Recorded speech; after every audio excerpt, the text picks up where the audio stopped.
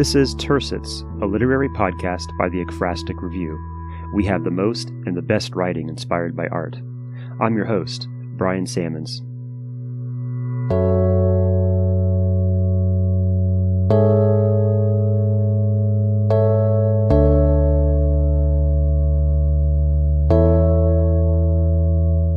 Hello again, and thanks for tuning in. If you've been listening to our podcast, then you'll know that you're about to hear 3 different works by 3 different contributors to the Ekphrastic Review. Today, we have Chisaraokwu, Kip Knott, and Eileen Ivey Sirota. And like always, all of the pieces heard on TERcets, along with the art that inspired them, can be found at our website at ekphrastic.net.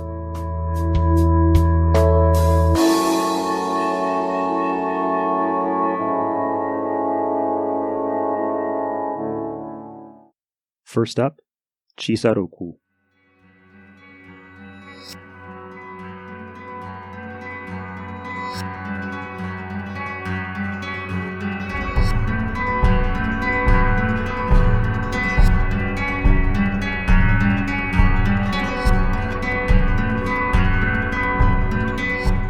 Chisaraokwu is a poet, actor, and healthcare futurist.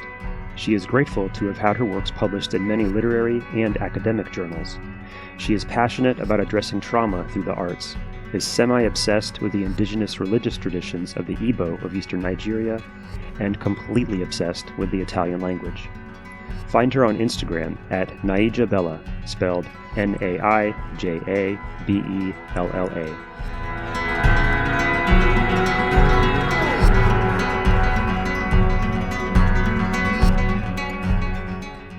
Inspired by Mark Bradford's 2018 mixed media on canvas piece titled Looking at Me Funny, this is Chisaraokwu herself reading her poem, After the Revolution, Mine Eyes See Inferno, published at the Ekphrastic Review in July 2018.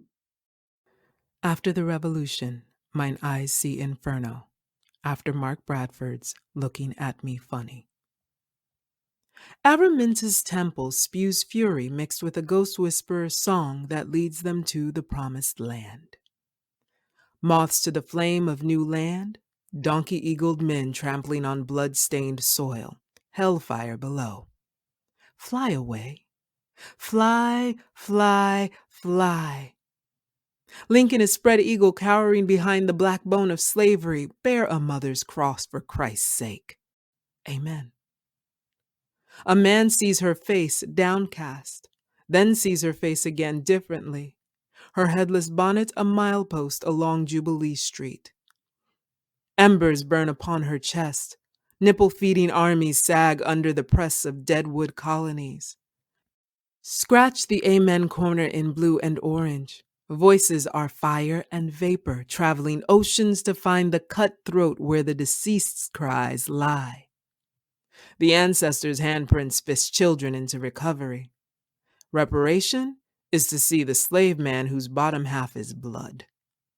Your rage is protesting the time it takes to make blood boil. What is a lifetime? New York is under siege. The plains are on fire. The Mississippi's overrun with kink and tears. Scratch tragedy into a map, then look again. Divine comedy.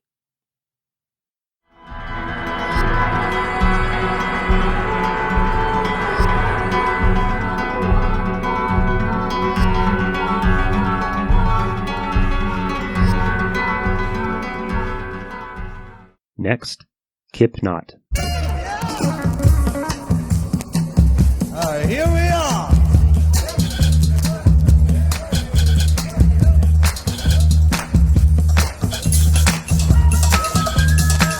Kip's poetry has appeared in the Journal of American Poetry, Barrow Street, Gettysburg Review, The Sun, and Virginia Quarterly Review. He is also a regular monthly contributor to Versification. His debut full-length collection of poetry, Tragedy, Ecstasy, Doom, and So On, is currently available from Kelsey Books. A new full-length collection of poetry, Clean Coal Burn, is forthcoming in 2021, also from Kelsey Books. More of his work may be accessed at kipknott.com.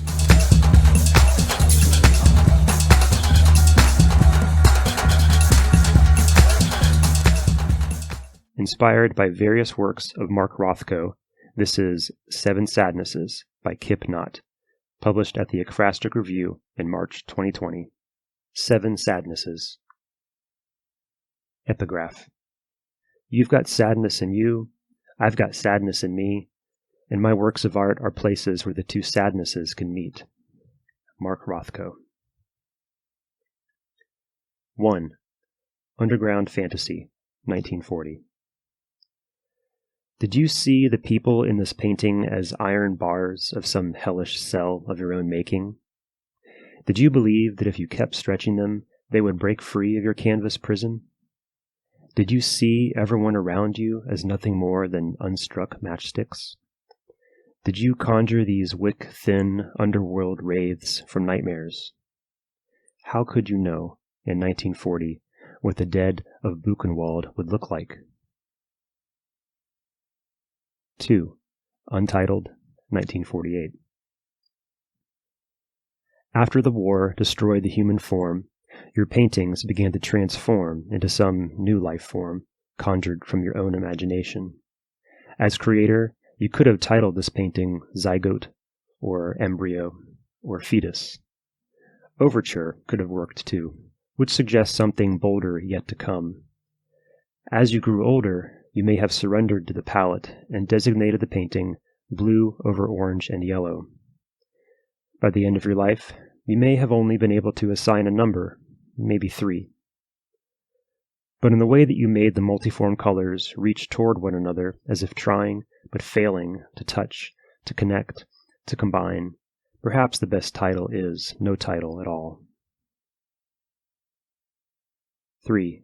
Yellow, blue, orange, 1955. You attempt to suppress your darkness beneath a block of sunlight that is both bright and waning. You attempt to leach out all traces of despair and leave a cool lake whose waters, you hope, will calm your fevered mind. 4. Four Darks in Red, 1958. You have created a world where gravity is unchained.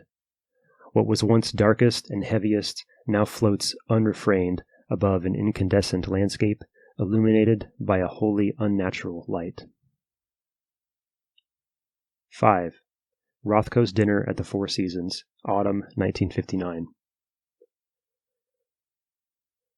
It was meant to be nothing more than a scouting expedition for a prospective new commission, an opportunity to examine the space where unsuspecting patrons would guzzle champagne surrounded by the portals of your monolithic paintings.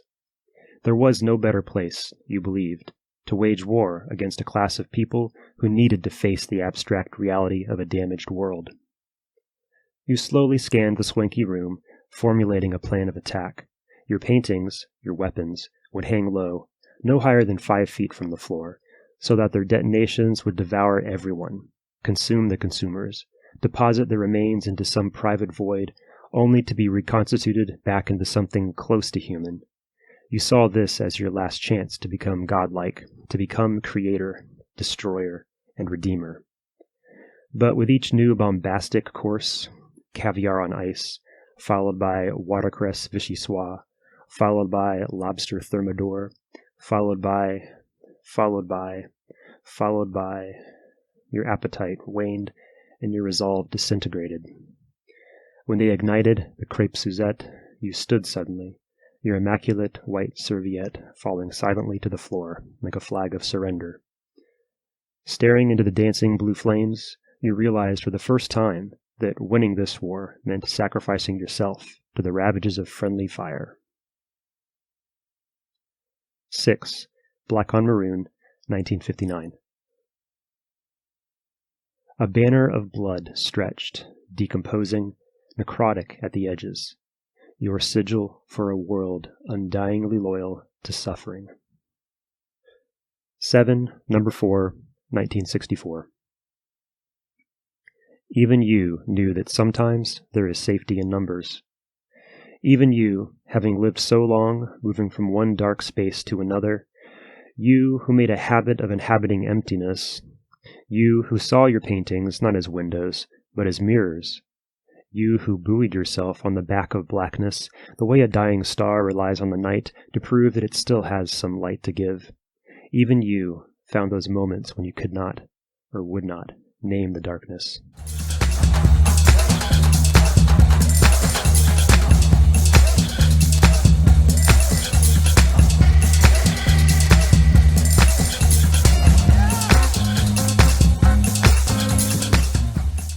And lastly, Eileen Ivey Sirota.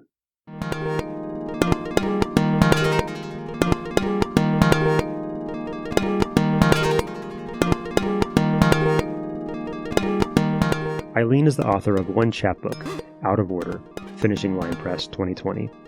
Her poems have been published in Calyx, District Lines, Beltway Poetry Quarterly, Lighten Up, and New Verse News, and will be included in the upcoming anthology, Fall 2021, called From Pandemic to Protest, from the Poeming Pigeon.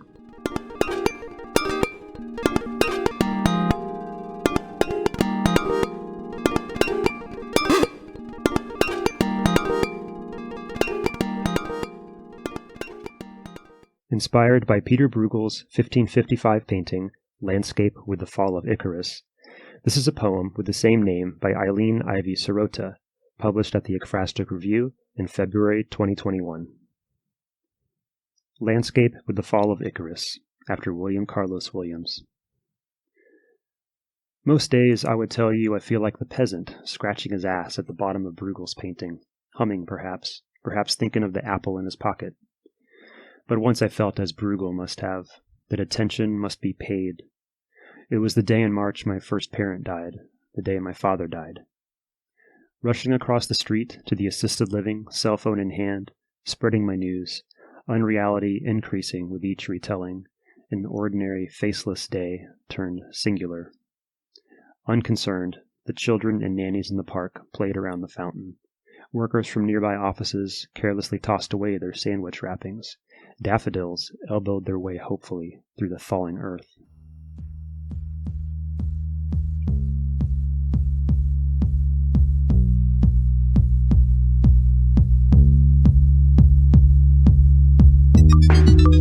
If you haven't been to our website lately, go take a look. There's a lot going on over there, from our Ekphrastic writing challenges, contests, columns, the bookshelf, ebooks, and of course, new Ekphrastic writing posted almost every day.